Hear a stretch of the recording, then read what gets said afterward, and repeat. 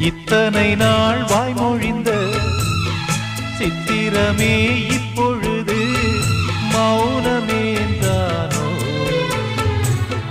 மின்னலென மின்னிவிட்டு கண்மறைவாய் சென்று விட்ட மாயம் நீதானோ? உன்னால் வந்த காதல் உன்னால் தானே வாழும். என்னை நீங்கி போனார் உன்னை சேரும் பாவம்.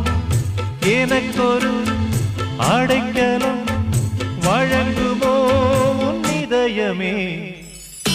அன்பேவா அருகிலே என் வாசல் வழியிலே